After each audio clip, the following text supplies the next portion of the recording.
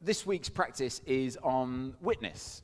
So looking at witness in our lives and in our faith. And Emmanuel, we're going to have a bit of a chat. I need to get my questions up because I can never remember them.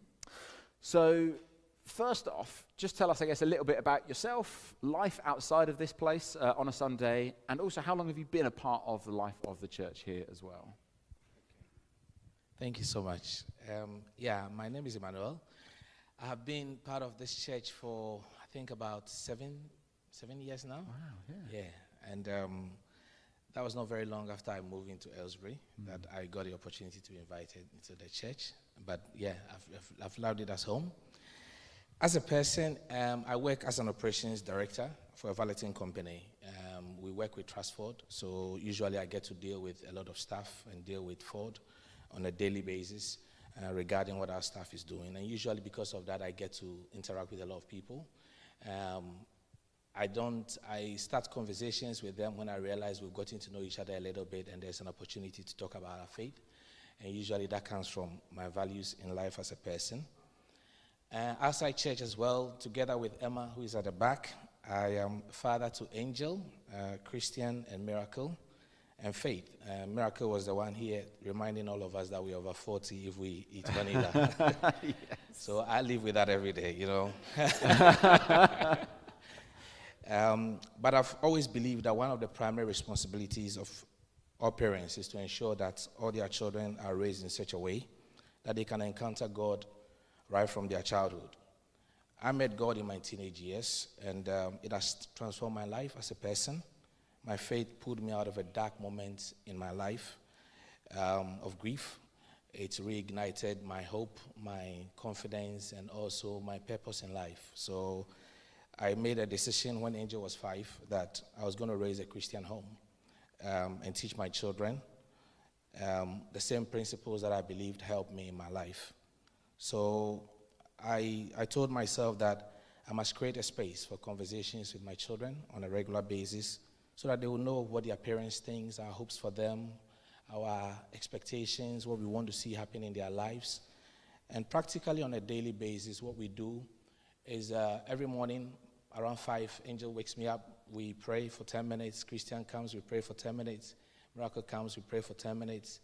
They start getting ready for church and start getting ready for school, and they have to create space also within that time to spend the time reading the Bible. And between 6 and 7, we've ring-fenced that time as a family devotion time. So usually we spend an hour together because it comes from this principle that before any teacher teaches my children, I must teach my children my faith.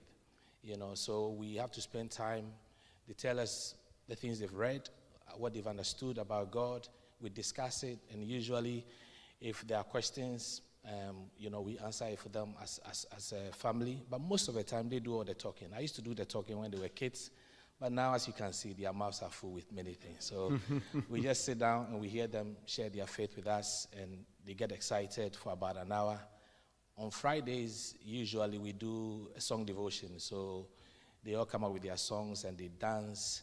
I'm 40, they are very young. I don't want to do their dance moves, so we just sit down and we just are excited, just to see them grow. So that is my life outside the church.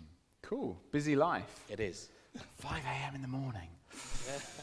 Don't know if I could do that. That's quite impressive. So we're looking this morning at the practice of witness, the idea of sharing our faith. So how does that play out in your life? What does it look like for you to share your faith with those around you? Well, I think I generally try to tell myself I don't want to push the conversations about my faith to people. I just have to make sure that I'm there as a friend to people when they need me. And as time goes on, people start to recognize that sometimes they go into confusions and they want to have someone to have a conversations with. When I see those opportunities, usually I take advantage of it and talk about my faith. I've also realized that one of the easiest way I could share my faith is to make sure my children are doing that for me, because they are the most easiest people I could have conversations with. So we make sure constantly our faith becomes a big part of our conversations. I see my children affecting their friends because we pray for their friends every morning. Most of my children's friends, we pray for them. My children try to find ways to influence their friends. In fact, Christian actually brought someone to church, took him on a trip, and the person gave his life to Christ. And I feel a sense that we are contributing a little bit into their lives, that they're able to do some of these things with their friends. As well as, I help with the children. I love the opportunity to teach children, so I'm part of the children's service group there, and we try to bring a little bit of our faith to them, because the feeling is we have no idea the kind of people our children are going to encounter, and soon enough, they must be able to make impact in their lives as well. Amazing. And so what is it that draws you to do that? Like, if I was to ask you, why do you find that it's important for you to do that? What would you say? Well, it's because I think I strongly have a sense that if you've discovered that Christ means so much to you, you want to make sure everybody knows about that. A lot of people in the world are really confused, and politicians are confused. Business leaders are confused. Things are shifting constantly around our world. I wake up in the morning, look at the news, and sometimes you just think, my goodness, this is the children our kids are going to grow into. And you worry, or you have a sense that how are they going to do it if they don't have something that they are standing strong on? And I think that is the faith, because most people sort of put this faith issue to one side, only to realize that everything they've tried to put together to make sense of life doesn't really work. So ultimately, it's like you giving your children light in a very big dark world. If you give them little light, then somehow they are going to struggle.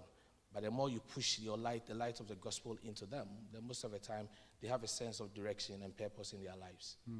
Amazing, love that. And last question, really, this morning is, so this is clearly something that you do a lot in your life. It's a big part of your life, sharing your faith, other people being involved in your life of faith.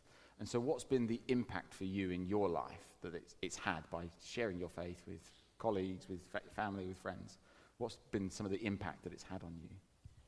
I'll say it has seen me see lives transformed. I've seen young kids who didn't know anything about God, who over the years, before I came to this church, I was part of another church, and I used to help young children. Most of them have finished universities now, and I see what has happened in their lives. My life personally, when we moved into Aylesbury about, in 2014, one day I was just on the streets. I was getting ready to go to church, and Martin Mansa, who used to be in this church, walked right up to me, and then he saw me holding my Bible together with my daughter and started to have the conversation of faith, and said to me, do you mind coming to visit our church? I said, yeah, I'd love to. And that small conversation, he was just taking a walk. Literally, that conversation that we had became the beginning of a great relationship. Martin Mansa became a mentor to me, a friend to me. All my children have an adopted grandfather. Every year, without fail, they all receive handwritten birthday cards that he sends to them. And he has seen very quickly that it's not only that we just came to church, but we've all decided to tell ourselves that we are going to get involved. And that is because of the conversation that he did. He didn't have to get on a boat to go and do a missionary. All he did was he just came across the street and had a conversation. And I'm here sitting here today. Yeah. So I've seen it, and I know it has an impact. If you share your faith, it would actually cause a change to happen in the life of someone. Last week, Josh was here, and Josh was talking about curiosity. He was talking about William Wilberforce, and I know the story of William Wilberforce actually started truly when he encountered his faith. He went on a trip to France with Isaac, and during the time they went into that trip, he started to ask questions about his faith. He came back, even though that friend had an impact on him. William Wilberforce, went into Parliament and actually helped to stop slavery. That was the impact of a friend and a conversation. So I see it, and I'm always believing that it can always happen anytime. It's amazing, isn't it? One conversation, one life moment can have a very long impact. And a question for all of us this morning that I'd love to pose to you is, many of us here will class ourselves as followers of Jesus this morning, but who's here because somebody else told you about God, about Jesus, one conversation, or you saw something in their lives? Anybody here? Put your hand up. That was very true for me. Yeah. So a lot of us here this morning are here because of somebody else. We didn't just wake up and come to church, but actually somebody invited us. Somebody had a conversation with us. It's powerful stuff. Thank you, Emmanuel. Let's give Emmanuel a big round of applause.